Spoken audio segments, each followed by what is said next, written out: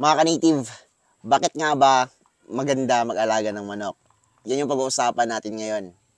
Ang manok talaga nakakawala ng stress. Lalo-lalo na kung mahilig ka sa ganitong klaseng alaga. Yan, kita nyo naman, no? Uy, no? So, ako, no, dahil nga nakahiligan itong pagmamanok, marami na akong klaseng breeds dito sa manukan natin, no? Yung mga nagagandahan sa online, nakukuha natin. Kahit malayo, gumagastos ako sa shipping para lang makapunta itong mga manok na ito dito sa manukan natin. Yan, no? Kasi nga talagang kapag nagaganahan ka sa pag-aalaga nito, yan, parang hobby, no? Stress reliever, pinagkakakitaan, panglibreng pagkain, ulam, yan, no? Kasi nga ang manok din po, no, isa sa nagpo-produce ng pinakamasustansyang pagkain. Yan, sa buong mundo, no? Ito po yung itlog. Yan. Isipin nyo, napakadami niyan. Talaga may libreng ulam, no? Tayo'y nagpapapisa dito. Yan, ito. Yan, may mga itlog dyan, no? Nakakapisaan. At dahil nga nagpaparami tayo dito. Yan. Pero, hindi ako nakakaparami ng mga breeders natin dahil marami din po yung bumibili dito sa atin, no? Yung nag-order dito, tag 200, 300, no? Isipin nyo yan. Yung isa nito is 120 pesos kapag 2 weeks old. Yan, no? So, malaking bagay siya, malaking tulong. Lalong-lalo na sa mga nagsa-sideline, no? Or sa mga nag-aalaga talaga ng manok. You know? So, depende naman kasi yan kung maganda na yung market mo. Kung maganda na yung market mo, pwede mong i-full time, no? Pero kung hindi pa maganda yung market mo, pwede mong i-sideline, no? Ganun po yung pag-aalaga ng manok. Yan. At hindi din, dahil na farming itong pagmamanok, hindi agad babalik yung puhunan ninyo, no? Pero paunti-unti babalik yan. Yung iba kasi gusto ng madalian, no? Gusto nila within 2 weeks or within 5 months lang, balik na agad yung puhunan nila, no? Nakadepende yan sa order, nakadepende sa ganda ng manok ninyo, and nakadepende din po sa lakas ng market sa lugar ninyo, no? Iba-ibang market, iba-ibang lugar, iba-iba din po yung kalakasan ng market. Yan, ganito po yung klase ng farming, no? Kung itong pagmamanok. Yan, no? Rhode Island Red, Black Austral, Shamu Native, yung ating mga hybrids, yan. Sa lugar namin ito yung mga malalakas talaga, no? Lalong-lalo na tong heritage chickens din, yan, native chickens. Yan. Meron tayong darag, no? Which is isa sa pinakamasarap or sabihin pinakamasarap talaga na native na manok dito sa Pilipinas. Yan, dito sa lugar namin sikat yung Bisayang manok, Huluwanon, yan. So, iba't ibang klase, no, ng manok. Importante lang dito, no, tayo po yung makapag-serve sa customers natin ng magandang karne. Yan. So, itong mga manok natin nandito, no, nagtatanong kayo, iba yung presyo niya kumpara sa pangkilong manok. Hindi po kasi ito pangkilo, no, kundi materyales para gawing upgraded yung isang native chicken.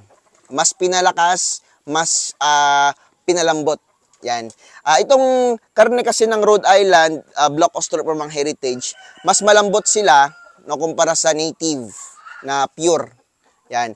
Yung pure na native medyo makunat or lumalaban yung karne. So kapag pinarisan mo nito, medyo mas malambot and mas mabilis siyang ma-harvest dahil mas fast grower po itong ating mga heritage chickens. Rhode Island, Black Austral, tsaka yung hybrids natin.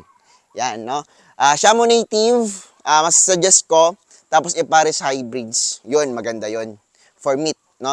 Ito talaga pang materialis, itong mga pure breeds natin, no? Kasi itong mga pure breeds po na ito po yung ginagawa, no, para makaproduce tayo or ito yung ginagawang parents para makaproduce tayo ng hybrids, which is yun yung ginagamit for layer, no, at saka for meat production. Mas malaki and mas mabilis po silang ma-harvest yung mga hybrids, no, katulad ng Decal Brown, No, maraming klase ng hybrids. Yan. May mga companies na gumagawa ng hybrids. Katulad ng Dominant CZ, no? Gumagawa po sila ng yun yung Dominant CZ, yan gumagawa po sila ng mga hybrids. Yun yung specialty nila. Yan. So dito naman sa atin, dito po 'to yung mga pure breeds natin. Yan, no? Black Stolorp, yan, Rhode Island Red. Yan. Yung kinagandaan niya sa pagmamanok, no, kita niyo naman walang mga damo na tumutubo. Dito maraming damo. Yan. So kung gusto niyo na ayaw niyo na magmower, yan, no, bumili kayo ng manok. Yan, ipakain niyo sa manok. Sayang po yung damo, no. Konting feeds lang 'yan and damo. Nakadepende din po sa area. No. So ganito kadaming manok, within ilang days lang ubos na tong damo. Kung malaki yung area ninyo or ganito lang kalaki, yan, konting manok lang, siguro mga 20. Yan. Talagang grabe na yung merenda nila, parang unli merenda na.